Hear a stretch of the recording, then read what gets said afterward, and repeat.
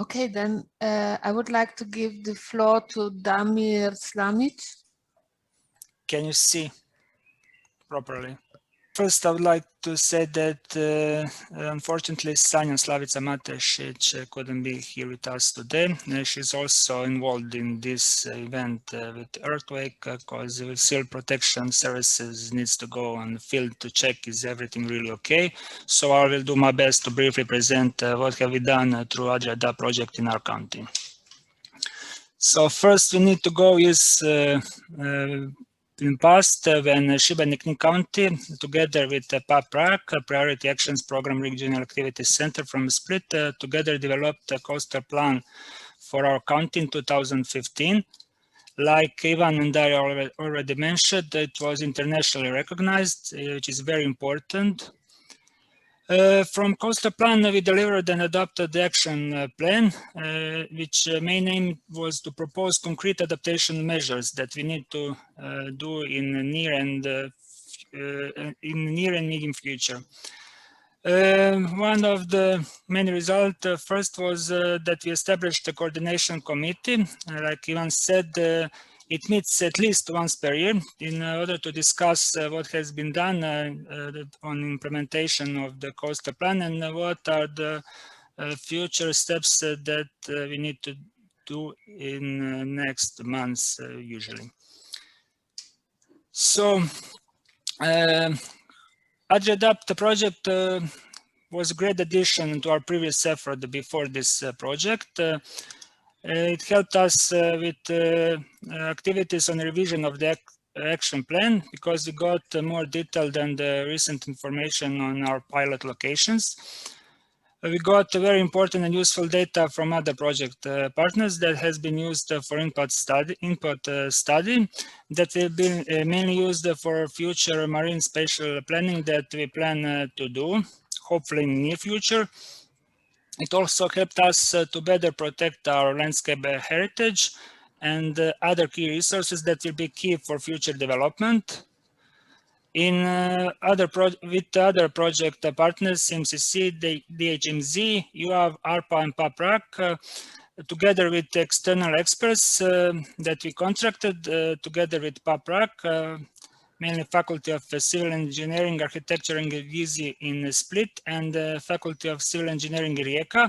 We worked on vulnerability and feasibility study for our pilot location. External experts mainly focused on analyzing the existing coastal infrastructure with the main focus on the database upgrade. We got very important data about aquaculture, nautical tourism, marine transport, and main result was a coastal infrastructure cadastre.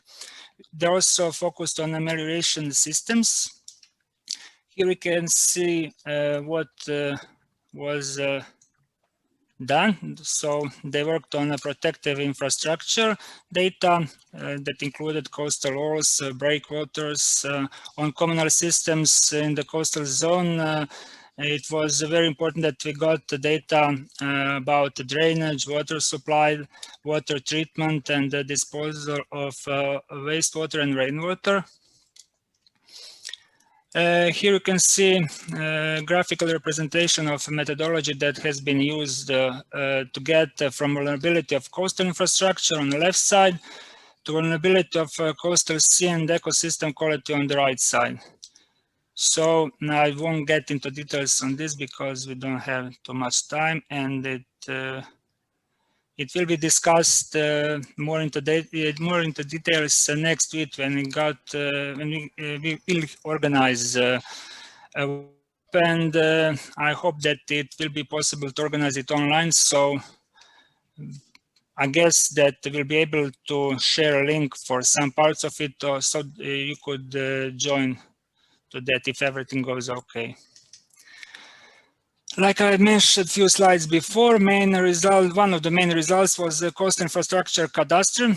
In the geo information system, we got data about the coastlines, sewage, water system, aquaculture, nautical tourism, and so on. This is very important to get it all in one place, and in future we hope that it will be possible to combine it with the results of some other projects so that we have it all in one place. Right now we have an issue that most projects do their own geoinformation systems, so it's not all combined. So I really hope that it will be possible to organize it as one geoinformation system where we can have the overview of all data we got. Now I will briefly show some graphical images from our vulnerability analysis. Here you can see the vulnerability of our coastal infrastructure. City of Šibenik and the municipality of Rogoznica are most vulnerable, together with city of Vodice, Tribun, Betina, Brodarica. On this slide, you can see the vulnerability of, according to the criterion of embankment. Like a previous slide, it also include Šibenik-Vodice, but also Pirovac and Bilice. Same as our area around the municipality of Rogoznica. This is a presentation of concession areas. We also got this data in our geoinformation system. This is the most important image that shows overall vulnerability index of coastal area for our county. So as previous slides, again, city of Šibenik is most vulnerable. Same with the city of Vodice, municipality of Rogoznica and Pirovac. Here is a short overview of sea quality in our county. As you can see in blue color, most of the area has excellent quality. So that's always a good information, because we are still focused on the tourism mainly, hopefully after this situation with COVID gets into normal.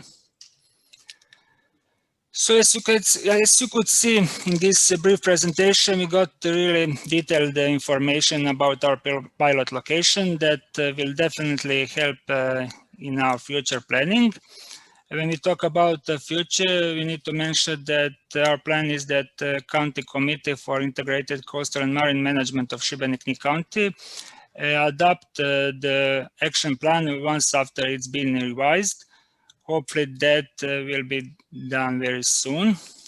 The main goal in the future is to develop marine spatial planning. This is why we start to gather all this data and organize it in a geoinformation system. That will be of huge help for future planning. ADRIADAPT project really helped us to better understand how climate change and the expected flows will affect sea quality, but we are aware that we still need put a lot of work into that in the future. It provided us with the key resources that we will use for future workshops and education. That mainly goes with our ADRIADAPT platform. That's very useful and organized way to present to our stakeholders what are the possible options for our future. Like I said, we will organize workshops and education. That's important because we want to disseminate the climate change adaptations activities with our stakeholders and the general public, because people still are not really aware of what's going on. Every summer we have heat waves, etc., and a few times a year we have some floodings, but people care about it these days when that happens, but they are not really aware of problems that will come in the future, because it's all data show that it will get worse and worse. ADRIADAPT project support us for future project ideas that we hopefully plan to implement in our county.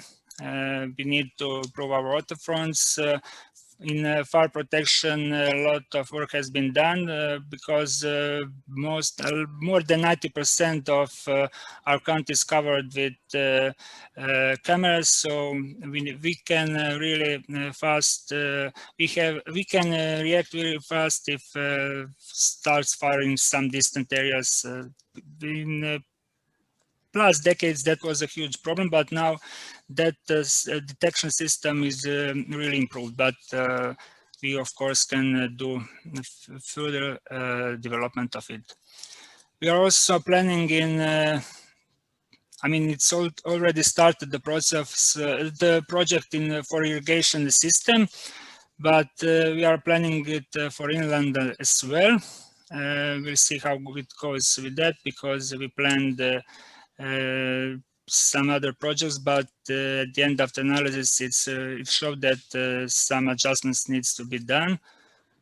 So that's a task for next couple of years for sure. And all these steps that we made so far, these are first steps that we have to be done towards our green and blue growth for our county. And we are aware that we still have a way ahead of us to get where we want to be, but we are focusing it, and we believe that we'll manage to succeed in our task. And that's all. These are information for Ms. Sanja Slavica Matešić, if somebody wants to contact her. And that's it. Thank you. Thank you, Damir, and again the best wishes. Hopefully this situation will not be as bad as it seems at the first moment. Thank you. And the best wishes for Sanja's work as the person in charge of organizing the civil protection activities.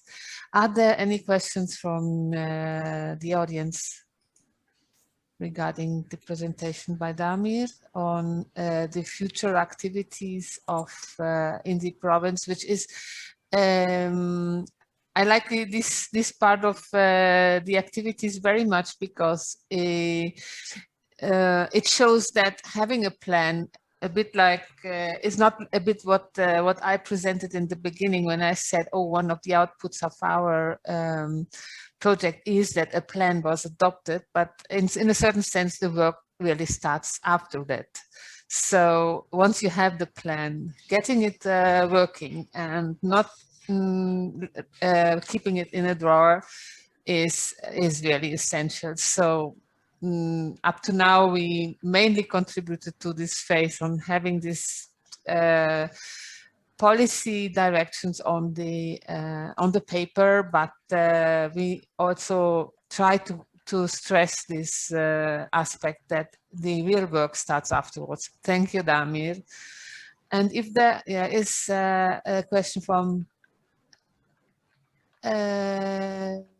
Stefano Leoni, who mentioned the fire spill strategic project, which I was not aware of, but we could share.